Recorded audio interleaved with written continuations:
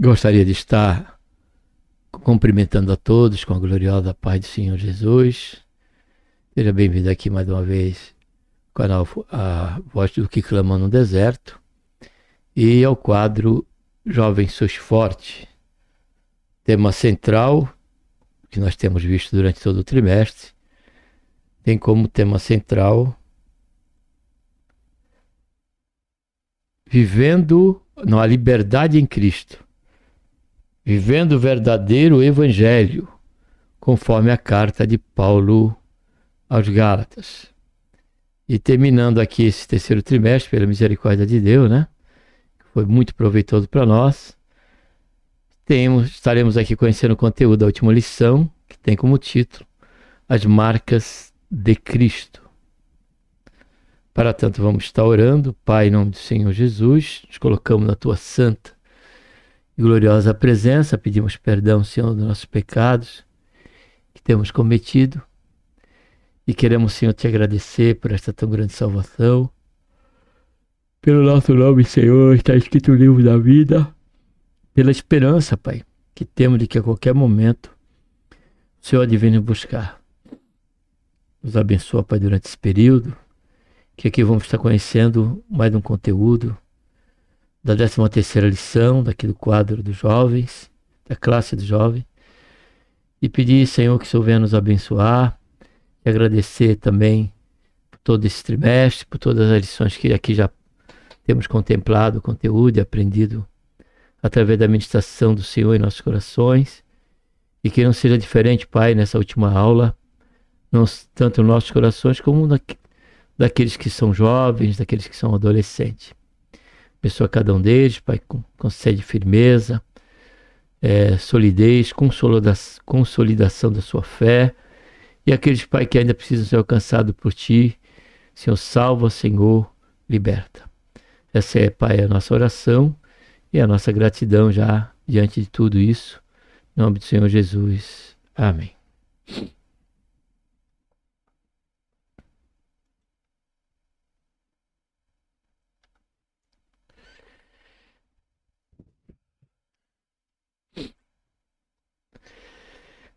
Texto principal, desde agora.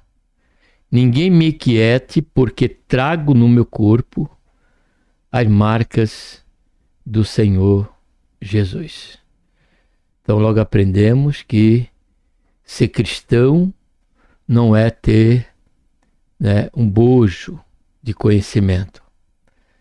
Compreender que somente Jesus morreu, cumpriu a lei, morreu, mas como também diz as Escrituras, ressuscitou ao terceiro dia. Não é somente crer no meu coração que ele ressuscitou dentre os mortos e seremos salvos. Mas pelo tempo que o Senhor nos der a partir desse momento, desse novo nascimento, precisamos também, consequentemente, vamos ter marcas a revelar que somos de Cristo. Porque o Senhor não nos chamou para uma praia, para uma piscina, para 70 palmeiras, para um oásis, de maneira alguma. A Bíblia diz que é um privilégio nós sermos de Cristo, porém acrescenta e a padecermos por Ele. E esse padecimento, que diz respeito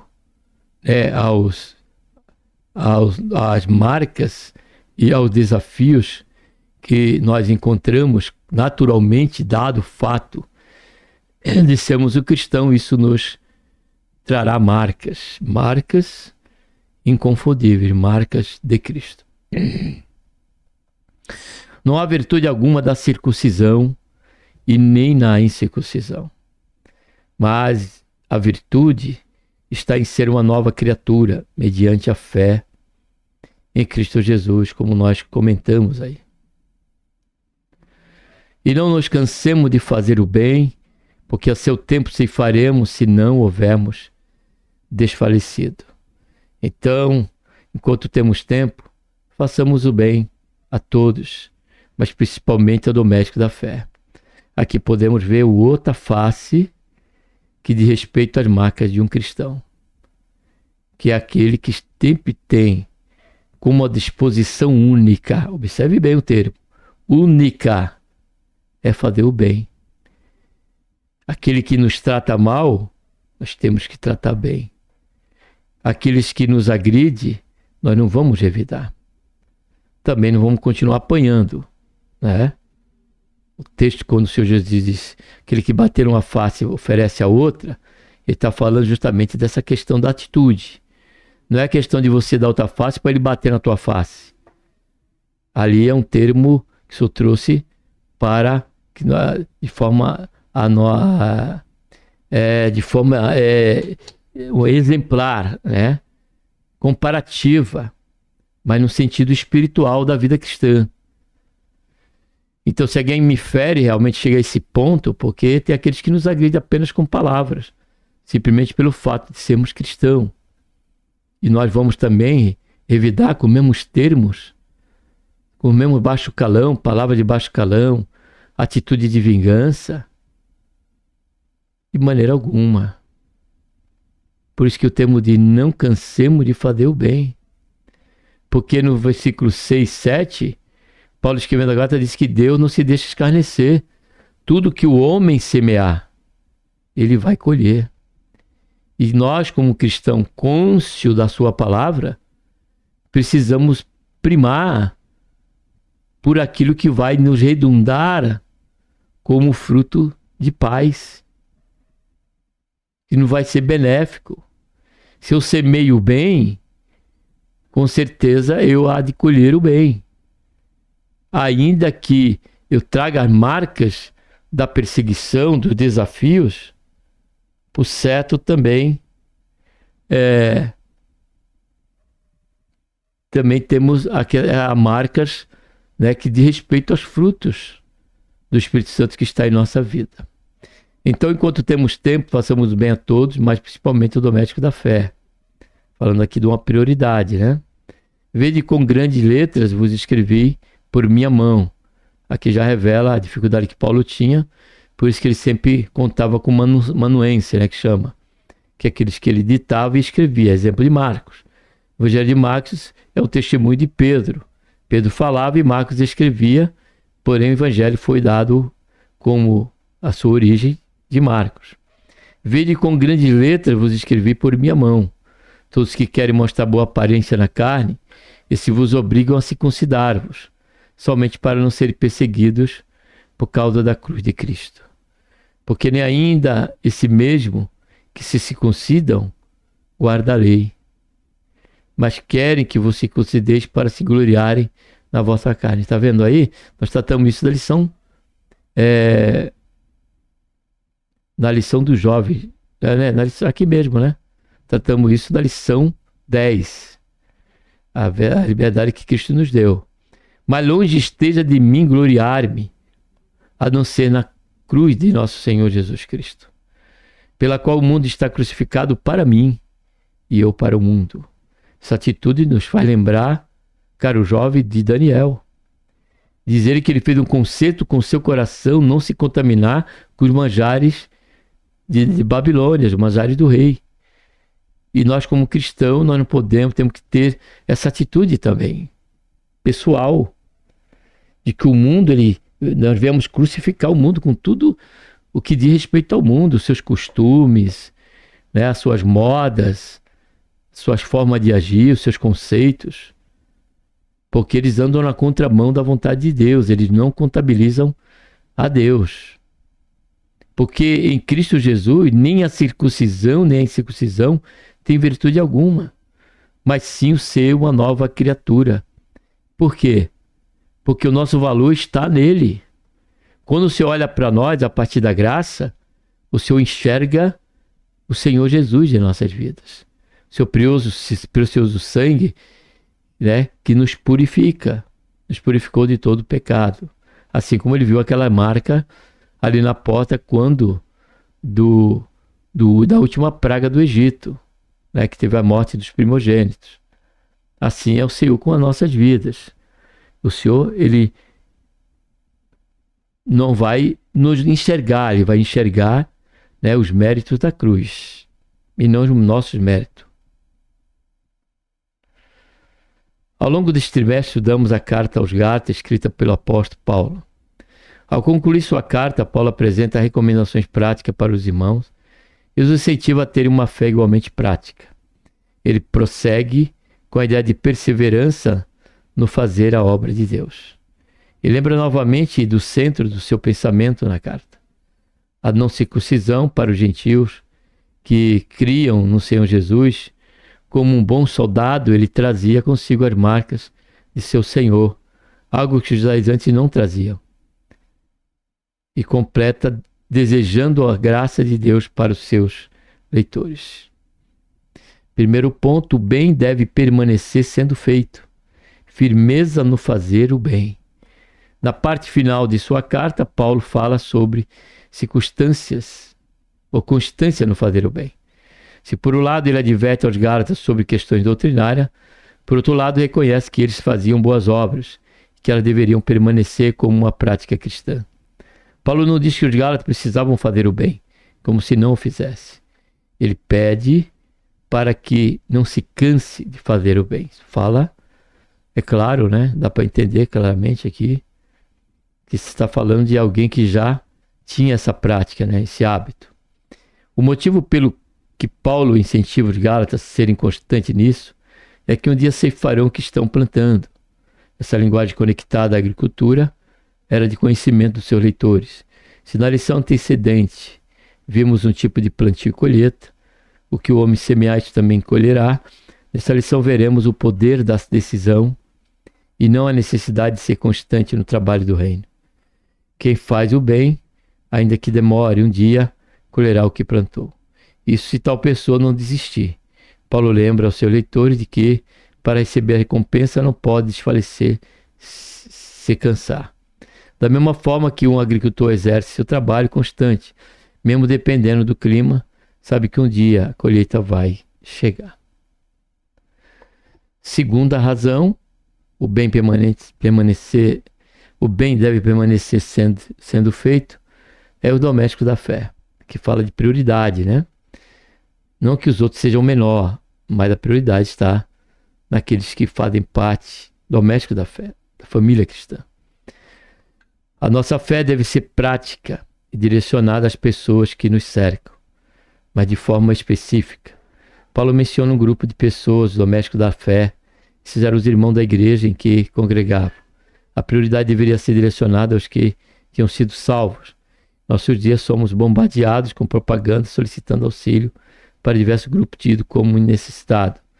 Não é errado um cristão oferecer auxílio a qualquer grupo de pessoa que realmente precise, pois doenças, guerras, catástrofes naturais e outras situações que afetam a economia e a segurança de um país podem surgir em qualquer lugar do mundo.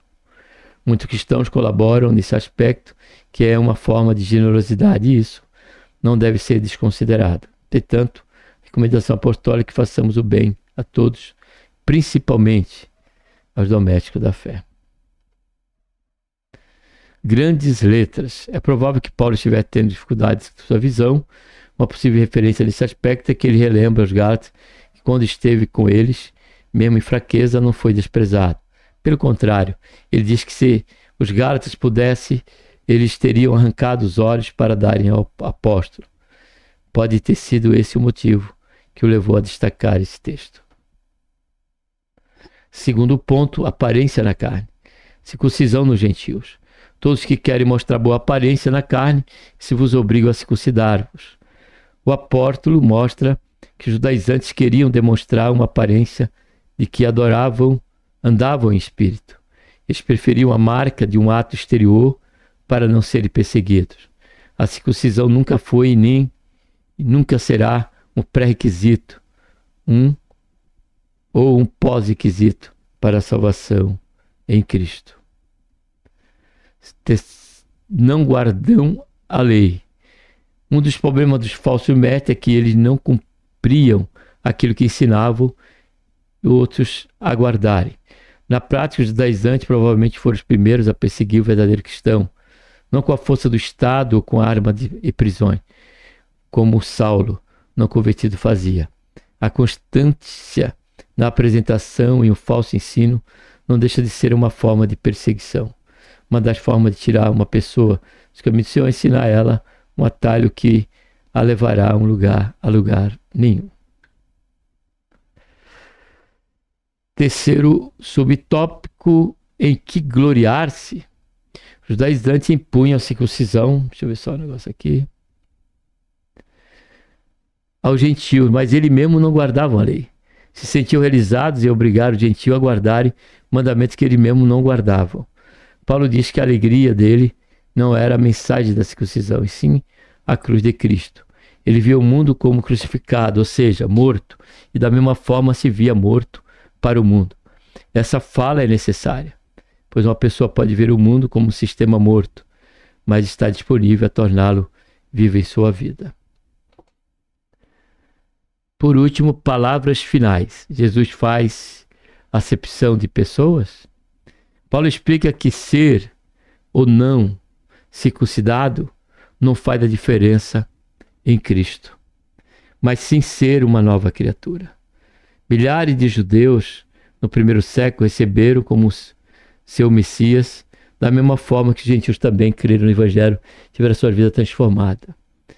Então essa diferença, amados, Novo Testamento, Novo Nascimento, se conta na questão da moral, do caráter, né, das atitudes, das motivações, do exercício, como digo sempre, dos frutos do Espírito Santo.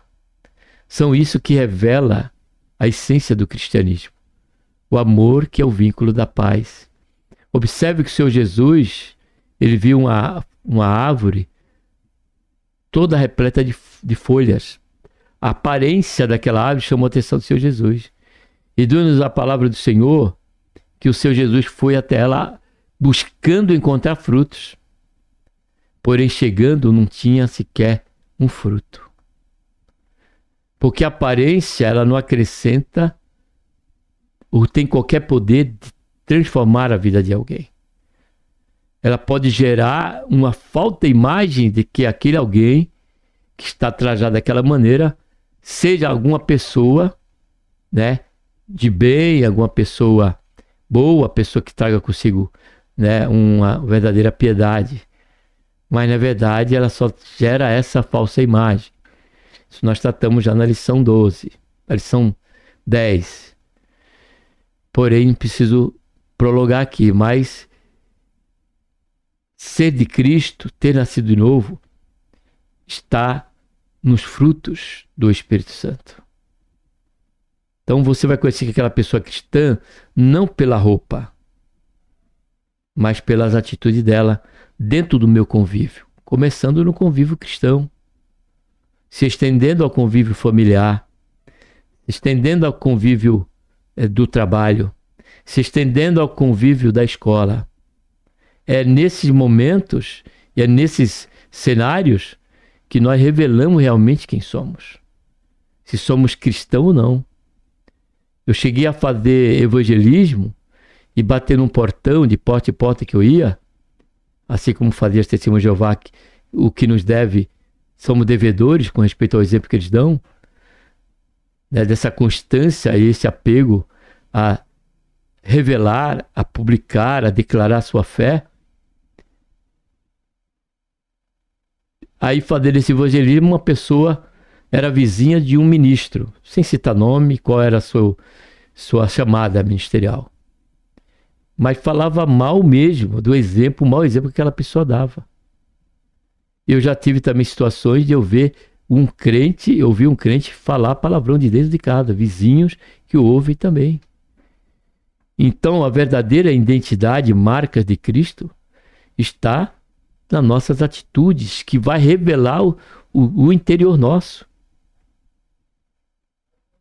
Isso não é só a questão de ajudar um pobre, de socorrer o necessitado. Isso necessariamente não revela na sua íntegra se você é um cristão, porque até aqueles que não estão em Cristo fazem o bem, ajudam os pobres.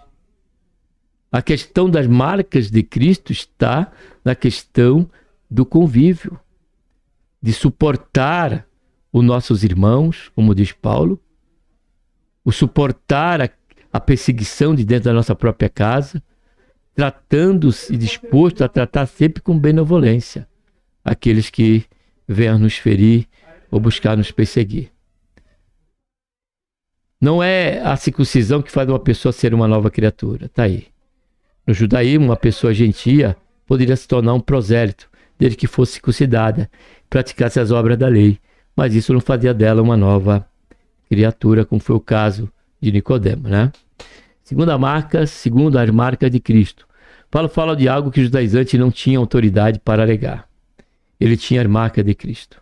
Essa expressão remonta ao sofrimento, à adversidade enfrentada por amor ao seu Jesus ao longo do seu ministério. Ele descreve aos coríntios sobre o que havia passado por amor do Evangelho.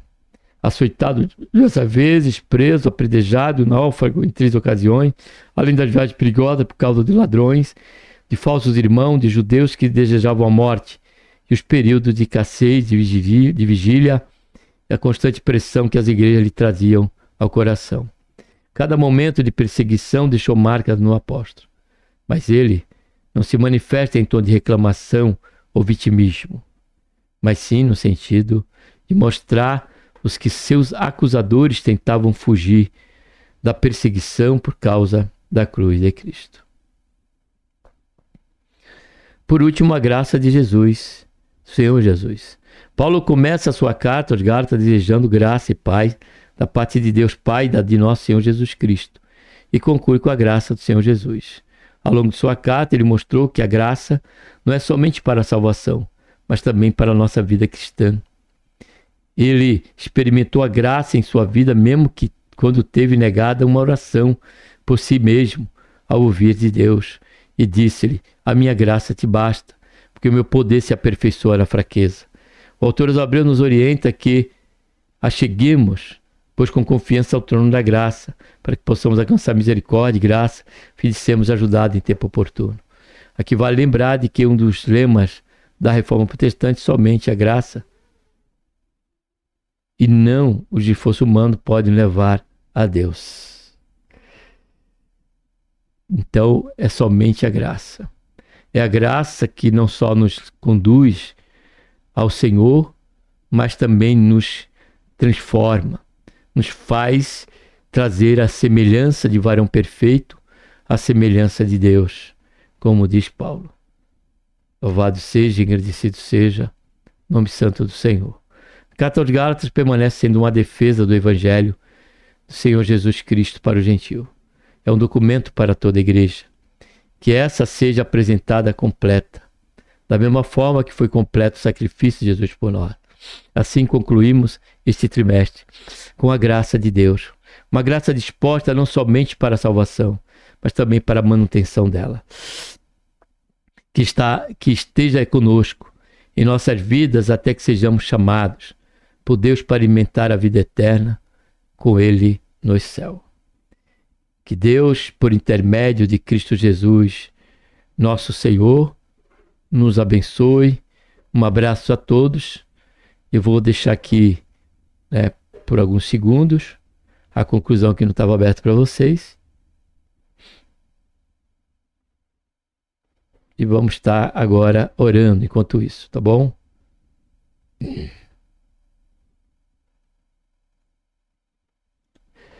Pai, em nome do Senhor Jesus, te colocamos, Senhor, na tua santa, gloriosa presença. Pedimos, Senhor, perdão dos nossos pecados que temos cometido. Queremos te agradecer, Senhor, por todo esse trimestre, por esta última lição que aqui estamos encerrando. E nos abençoa, Senhor, para o próximo trimestre. Que, por certo, o Senhor há de nos ajudar, pois somos dependentes de Ti em tudo, em todo momento, Senhor. Que a Tua graça seja abundante em nossas vidas, nos transformando a cada dia, Senhor, a imagem perfeita, a estatura de varão perfeito. Faz isso, Senhor, é que nós pedimos. Já te agradecemos por tudo em nome do Senhor Jesus. Amém.